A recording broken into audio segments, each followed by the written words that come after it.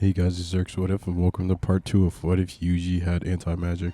Continuing where we left off, Yuji would have defeated the special great cursed spirit, as this would surprise both Megami and Ijichi. They would have asked Yuji what had happened, and he would tell them he didn't know himself. He felt a strange energy coming off of his body. A voice asked him for help, took over his body, and the next thing he knew, the special great cursed spirit was dead. Megami would tell Yuji that as long as Yuji was okay, everything was fine. He would ask Yuji if Sukuna was the one who came out, but Yuji would tell Megami that he's pretty sure if Sukuna came out, Sukuna would have done a lot more than just give him his body back. They would head back towards the school, as Ijichi would report what had happened to Gojo Satoru and the principal. Gojo would laugh, saying that he knew the kid was an oddball, with the principal saying that it was extremely interesting. As the day would continue on, Gojo would meet up with Yuji later, telling him that he has something he wants to ask him. He would pull Yuji to the side, as he would ask Yuji, does he have another person dwelling inside of him? Being plain and blunt, Yuji would be confused on the question, but tell Gojo that he's not sure. Gojo would then ask Yuji what exactly happened at the detention center. Yuji would tell Gojo the exact same thing he told Ijichi and Megami. That 1 second he was struggling against a cursed spirit, and then a voice had asked him if he needed some help. Next thing he knew, everything went blank, and when he woke back up, the cursed spirit was dead. Gojo would then tell Yuji that he believes he has 2 souls residing in him, one of that of course being Ryomen Sukuna, and the other one, it was something he had never heard of before. He doesn't know who could possibly be incarnated inside of Yuji like Sukuna is, let alone not be completely taken over by Sukuna's presence. Gojo would stare Yuji up and down, telling him that it's like they're at a constant battle for who's in control, and it would seem like Sukuna was losing the battle terribly. Yuji would laugh and say that it was a good thing that Sukuna was losing, right? Gojo would then tell Yuji, not necessarily, because he doesn't know what the other entity inside of Yuji wants, and that's exactly why he's going to train Yuji. He wants Yuji to see if he can connect with that other voice just like he can connect with Sukuna. At the same time, he wants to teach Yuji on how to control his cursed energy. Gojo could tell, even though it was little, Yuji was able to generate cursed energy now. So for right now, at the moment, Yuji would train directly underneath Gojo. Yuji would scream out saying that was amazing. He gets to train under Gojo himself. Gojo would tell Yuji he wasn't going to take it easy on him, however, so to not let his guard down. Gojo would then proceed to take Yuji to the Jujutsu High training grounds. He would then tell Yuji that he has to show him something. He would pull 2 training dummies and set them up for Yuji to see. He would shoot one with regular cursed energy and one with cursed technique, telling Yuji the difference between both of them. Yuji would say that was pretty cool, and that is it possible that Yuji has his own cursed technique. Gojo would scan Yuji and tell him, possibly. He would then bring out 2 more dummies. He would tell Yuji to hit one of the dummies with his cursed energy. Yuji would say okay, as he would cock back his fist. Cursed energy would begin to charge in his hand, but something odd would happen. Gojo would notice that Yuji's cursed energy had an extremely weird feeling to it. Yuji would strike the dummy, however, it would only blow the dummy back. Yuji would look at Gojo and ask him, what does he think about it now? Gojo would simply stare at Yuji and tell him that he wants him to try something else. Instead of hitting the dummy, he wants Yuji to strike him instead. Yuji would have a questioned look on his face, asking Gojo if he was sure about that, as Gojo would say that it was fine, since he was the strongest after all. Yuji would say okay, as Gojo would stand in front of Yuji, activating his infinity. Yuji would cock back his fist, charging his fist with cursed energy as he would throw it forward. And to Gojo's surprise, the attack would go straight through his infinity, striking Gojo in the chest. Gojo would be absolutely appalled. Yuji had a cursed energy trait that allowed him to nullify cursed techniques or cursed energy itself. If that was the trait of his cursed energy, what was his cursed technique? Gojo would laugh, telling Yuji that he's something else, as Yuji would be confused, asking Gojo what even happened. Gojo would then begin to explain to Yuji that he put up his infinity. However, Yuji was able to simply punch right through it due to his cursed energy trait. Gojo would then begin to tell Yuji that things were going to get a lot more interesting. He would then tell Yuji that he was going to train him as much as he could in order to control his cursed energy and figure out what his cursed technique was. This is when Gojo would then ask Yuji whatever happened to that blade that he gave him back in the detention center. Yuji would have a sweat drop from his forehead, telling Gojo that the blade broke when he was trying to fight the cursed spirit. Gojo will begin to laugh, but tell Yuji that was okay. As he would begin to walk Yuji towards the item storage, where cursed tools were held, he would ask Yuji if the blade he held before felt good to him. Yuji would say yeah, but it was kinda short. Gojo would then smile, telling Yuji that that was okay and that he could pick any item he wanted to out of this storage. Yuji would look all around the storage, not really seeing anything that was of interest to him. Just then, Yuji could feel something calling out to him. Yuji would continuously go back towards where the voice was calling from, digging through the tons of cursed tools that was inside of the storage. Gojo would be confused on what Yuji was doing. However, just then, Yuji would pull out a book. As Gojo would ask Yuji, what the hell is that? Yuji would tell Gojo that he doesn't know, but it was calling out to him. It would be a book that would have a 5-leaf clover on it. Gojo would stare at the book in complete disbelief, asking Yuji is he sure he wants to grab that. He would assume Yuji wanted a blade or something. However, Yuji would simply stare at the book. Gojo would raise an eyebrow. As Yuji would open the book, and information would begin flooding inside of his head. At the same time, text would appear on the page that Yuji had opened to. And just like Yuji had done this a million times before, he would call onto the book, saying Cursed Slayer Sword. As a blade would begin to appear out of the book, Gojo would be absolutely shocked. They had found that book a while ago, and it never had any pages to it. It was simply an empty book that was filled with no cursed energy. However, the second Yuji opened the book, cursed energy seemed to roar off the book, as if it was waiting for Yuji himself. Yuji would then pull out the blade, staring at it. A memory would then flash through Yuji's head. Back when he was in the detention center, he blacked out then, but the memory would flash in his head now. This was the exact same sword that the voice used when it defeated that special grade cursed spirit. Yuji would then say that, yeah, this feels perfect. As the book that was floating above Yuji would seemingly disappear, Yuji would scream out, saying that he lost the book, looking around for the book as he would scream out for it. As the book would appear once more, Gojo would find it absolutely interesting. The second Yuji touched and opened the book was acting as if it was its own entity, special to only Yuji. Gojo would begin laughing, telling Yuji that he can't believe someone like him exists. He would then smile, telling Yuji that for the next few weeks, he was going to train Yuji non-stop, so he'd better be prepared. Yuji would clench his fist, telling Gojo to bring everything he's got. As a couple of weeks will pass, Yuji will get used to his cursed energy and cursed technique, along with the book, with Gojo telling Yuji that the book was kind of like a Shikigami. It was asleep for however long, and whenever Yuji touched it, it awoken for the first time. Yuji can call onto it like a Shikigami, and it grants him abilities based off his technique. He would congratulate Yuji on learning how to use his curse technique, and at the same time, he would then tell Yuji that he has a mission for him. It wasn't going to be a solo mission, however. It was going to be with someone Gojo trusted a lot, so he expects Yuji to treat him well. Yuji would put a thumbs up, telling Gojo that he won't let him down. As they would make their way towards a movie theater, Gojo would bring Yuji inside as he would meet Kento Nanami.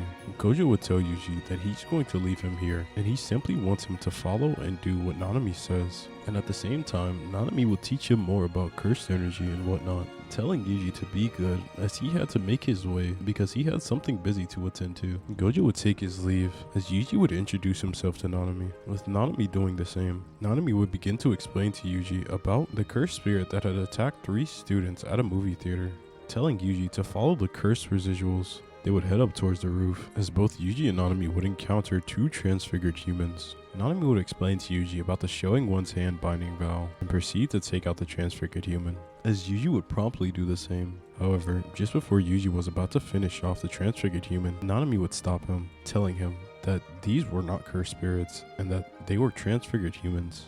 Yuji would then have a grotesque look on his face. He couldn't believe that someone would do something like this to people, thinking back on his grandfather and on how these people did not deserve any of this. He was absolutely disgusted. Whoever or whatever did this needs to be put down immediately. Majority of things from here would go on regular, as Yuji would meet Junpei, befriend him, as Mahito would plant ideals in Junpei's head, along with killing his mother by planting one of Sukuna's fingers inside of her house, as Junpei would continue his attack on the school, and Yuji would make it just in time as regular. He would yell at Junpei, telling him to not curse other people simply because he's been cursed, with Junpei yelling back, telling him that what does he know. Junpei would then use his moon drag to attack Yuji, as Yuji would simply dodge out of the way, ducking underneath a tendril. He would sprint at Junpei, tackling him to the floor, telling him that this isn't something his mother would have wanted. This would only make Junpei angrier, attacking Yuji once more, telling him that he doesn't know anything. He would begin to tell Yuji to stay out of his way, saying that there was no reality in indiscriminate salvation. He would tell Yuji that people don't have hearts, and the rules of morality are simply a delusion. Junpei would send his Shikigami at Yuji, trying to use its tentacles to bind Yuji. Yuji would scream at Junpei, telling him that he doesn't know what he's talking about. He would tell Junpei that everything he says is just an excuse, and none of this is worth throwing his life away for. He would tell Junpei that he would never be able to say these things in front of his mother. However, Junpei would stand strong, sending his moon dregs towards Yuji once more. As it would strike Yuji, he would then begin to cry out, telling Yuji that if people did have hearts, that means someone with a heart cursed him and his mother. He doesn't know what's right or wrong anymore, as he would send yet another tentacle towards Yuji, as it would sting him once more. Yuji would tell Junpei that he promises he's going to find the person who killed his mother and set everything straight, but he first just needs to calm down. Junpei, finally listening, would unsummon his Shikigami, falling down to his knees. He would begin to cry as he would begin to walk forward towards Junpei. However, at the same time, Mahito would begin walking down the stairs, interrupting both of them. But before Mahito could even get a word in, the voice inside of Yuji once more would begin to grow a mouth on his cheek. He would tell Yuji, "That one is dangerous, do not hesitate." Yuji would be confused for a moment, as Mahito would grow his hand out, attempting to pin Yuji to the wall. However, he would duck underneath it just in time, as Mahito would laugh, saying that Yuji was pretty fast. However, it doesn't matter what he does. Yuji would then scream out to Junpei, telling him to move out of the way, as Junpei would scream out to Yuji as well, telling Yuji that Mahito was a good guy. However, Mahito would place his hand on Junpei's shoulder, telling him that he is as foolish as those he looked down upon, and that's why he's going to die. Yuji, hearing these words, didn't want to watch another person die. He figured it out right then and there. Mahito was the person that was transfiguring all those people. He was probably the one that manipulated Junpei into doing all of this. He was probably the one that killed Junpei's mother. Just as Mahito was going to use idol transfiguration on Junpei, Yuji would call on the grimoire, as it would appear, shooting out the blade as it would go straight towards Mahito. Mahito, being caught off guard, would be pierced through the chest, pinning him directly to the wall.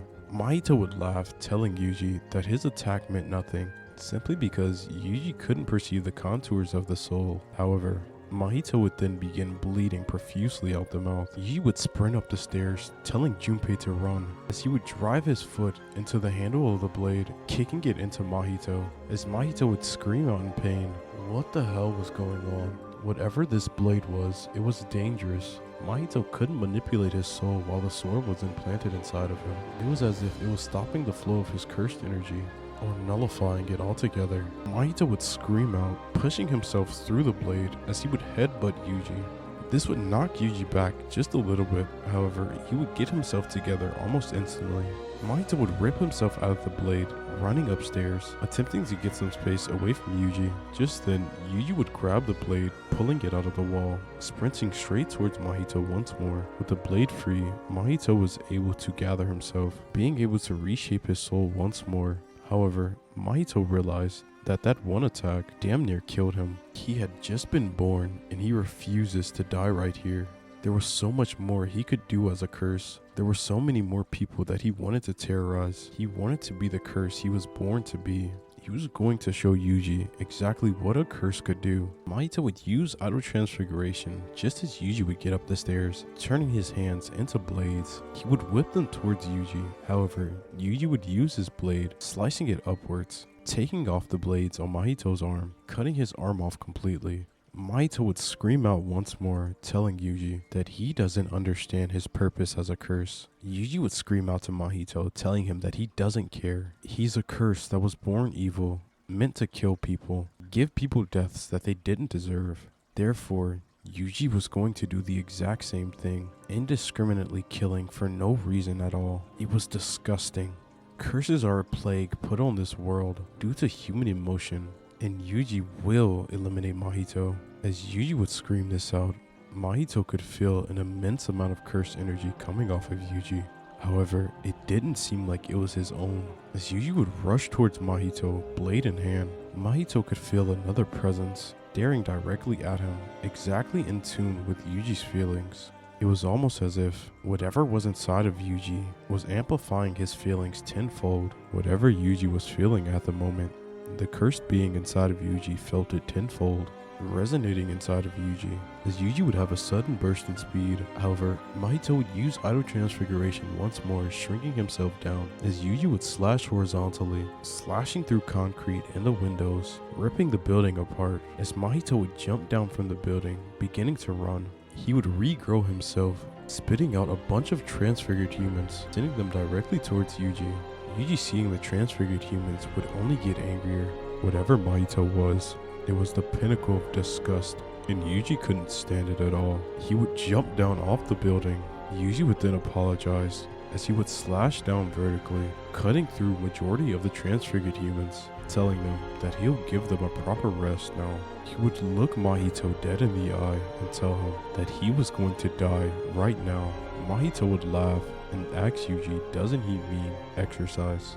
Yuji would rush forward once more, heading straight towards Mahito, swinging the blade once again. Mahito wasn't stupid, however. He knew whatever that blade was, it was disrupting his technique. On top of that, if Mahito was to get hit by that blade like he did before, he would surely die. So he would have to play on his feet. Yuji was extremely fast, but Mahito could simply transfigure his soul, making himself a lot faster than he already was. He was going to lead Yuji on a goose chase. He would transfigure his legs, making himself even faster, as Yuji would continuously sprint after him, getting pissed off, telling Mahito not to run away, as Yuji would grab his blade and throw it straight at Mahito. However, Mahito would jump over the blade, turning around, telling Yuji that he was an idiot. That was his only way of attacking him and actually hurting him. Mahito would then rush in straight at Yuji, punching him in the face. However, Yuji would simply grit his teeth, stomping his foot back down, throwing a punch of his own. He would crack Mahito across the face, as Mahito could feel it again. It wasn't as strong as the blade. However, this attack was still doing damage to his soul, and quite a bit. Mahito would then begin laughing, as they would begin to exchange fists. Yuji would swing a right on Mahito, as he would duck underneath it, sweeping at Yuji's legs. He would transfigure his hands into blades, stabbing down, as Yuji would roll out of the way, kicking himself back up and kicking Mahito across the chin. Mahito would spin his head around, popping his head off of his body, sending the body towards Yuji as he would attack indiscriminately. He would reform himself, reforming another body as he would sprint towards Yuji once more. Yuji would have to deal with two separate Mahitos now, as Mahito was clearly enjoying himself. But Yuji couldn't stand this, a curse like Mahito enjoying himself. While he's killed numerous people, he was enjoying himself while people were dead. Innocent people like his grandfather. However, while Yuji was getting upset, Mahito was feeling something entirely different. The exhilaration of battle, the excitement, being close to death, all of it.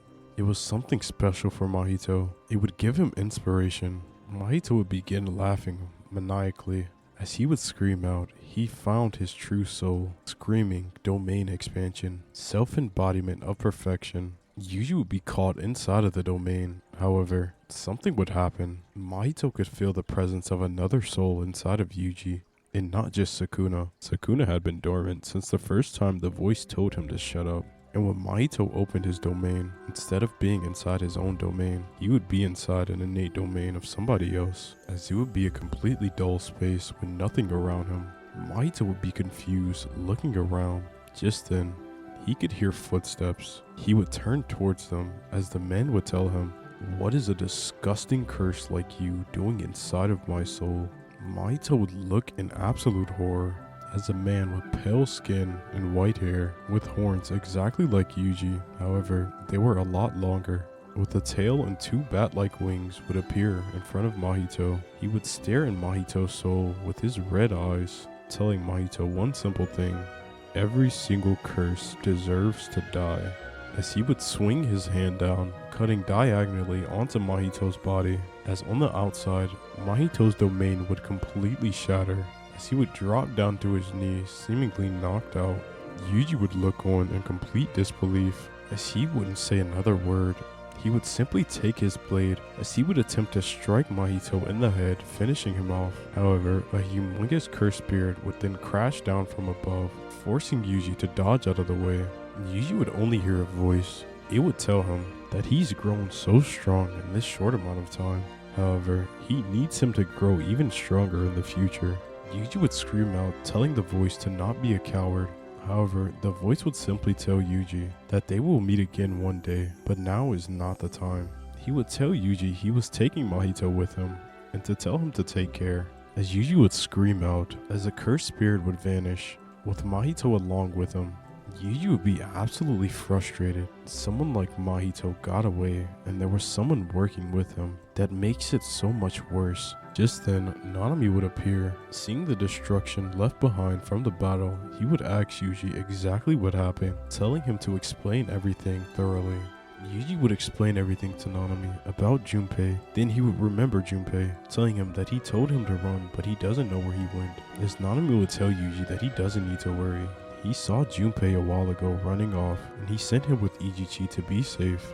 Yuji would take a deep breath, saying that he was happy that Junpei was okay.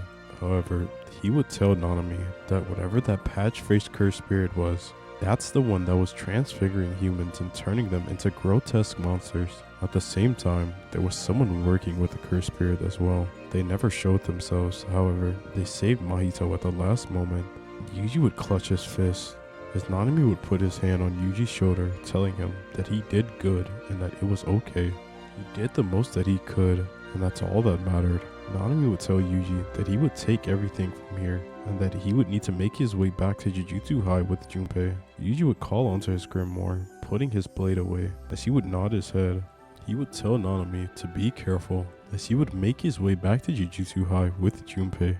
Gojo would greet Yuji, asking him how the mission go, as Yuji would simply let off a small smile, telling him that everything was fine. With Gojo telling Yuji to cheer up because he saved somebody today, he would tell Yuji that even though Mahito got away, he saved a life in the process. He saved someone from a death they did not deserve. Yuji would begin to smile, telling Gojo thank you, as Gojo would then tell Yuji that he has more training to do, so he needs to get his head out of the clouds. Yuji would then ask Gojo, why does he still need to do training? But Gojo would tell him that it was a course for the Kyoto Goodwill event, and he has to help the new first year as well.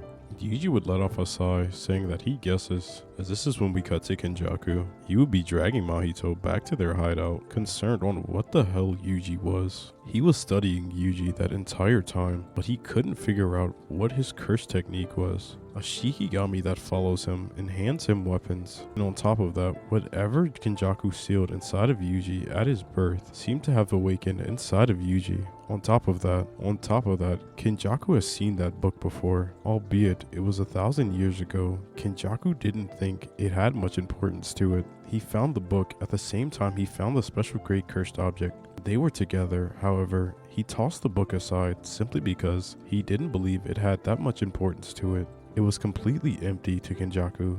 But it seems the object that he sealed inside of Yuji wasn't just some random object filled with cursed energy. It was something like Sukuna. However, how did this person know how to turn themselves into a cursed object? What were the chances that they would be incarnated inside of Yuji instead of him simply absorbing the cursed energy like he did with Sukuna's fingers? It was as if the cursed object became one with Yuji, and now both of them coexist inside of each other. Two souls residing as one. It was extremely interesting to Kenjaku, and he needed to do more research on whatever it was that was residing inside of Yuji. Kenjaku would then begin to laugh, telling himself that this was going to be extremely fun. He couldn't wait to unseal Sukuna that was inside of Yuji and see the chaos he could unfold upon the world with that curse technique. He was going to make sure that Yuji gave over complete control to Sukuna. And if he didn't willingly give control, he was going to make Yuji forcefully give control. Since Kenjaku knew about Mahito's ability, he was going to ask him about what he saw inside of Yuji, especially since Mahito expanded his domain. However, it crumpled under the first second. He was going to ask Mahito what he saw, so he could do more research on whatever it was that is inside of Yuji. Things were only going to get better from here, Kenjaku would tell himself. And I think that's where I'm going to end it. I'm not going to lie, I kind of dislike doing the early parts of the what ifs because it's sort of kind of the same thing where Yuji is figuring out his curse technique and then he fights Mahito, and this is like the beginning point of where he stands in strength. But tell me if you guys enjoyed it. I don't like doing the exposition of like Nanami explaining to Yuji what Mahito's curse residuals are, or the whole Junpei and Yuji thing. Like, I skip over that sometimes, and I'm pretty sure I've skipped over it before. However, yeah, tell me if you guys actually like, want to hear more of that, because I will go more into depth if you want me to, but if you don't at the same time, I can skip over it. But yeah, just let me know down in the comments, and I hope you enjoyed. And yeah, thank you for listening. Peace.